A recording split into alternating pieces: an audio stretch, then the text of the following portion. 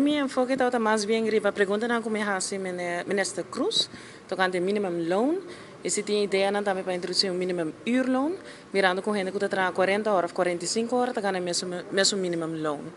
A ministra contesta em carta, uma carta como manda anteriormente, ela contesta essa aqui, mas elaborar tique mais com essa aqui também existe right. A ministra por avisa que em januário 2023 também isso minimum loan e planan para introduzir minimum uurloon 2024. Dus, maar PDS para no momento que o rapport que indica com o minimum uurloon para introduzir para compartilhar isso aqui com o parlamento. Para lo cual también este waiver ¿tem alguma preocupação que posso a lograr de essa pergunta, né? Sim, para o que também este waiver, me quero meu colega Raymond Camper vir a fazer mais pergunta não. Agora vou ter uma fração chiquita, vou ter que burba de parte a pergunta não também o mais devidamente. E a sua pergunta não mais bem também está arriba SDGs, também desenvolvimento econômico, com essa que está direito, que projeto não tem, e depois elaborar tique mais arriba essa aqui.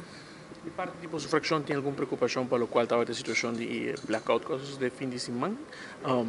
De 5 viagens e o Ministério da de Energia também estava presente. Algo que posso sentir que o Ministério a sua atenção? Sim, me quero inteira roupa sentir sangura na noite e não te prometo viajar.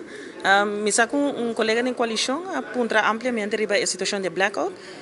Também para a situação e cifra não com essa que está direito. Me quero de segunda tanda, eu tenho ampliação riba e pergunta na aqui.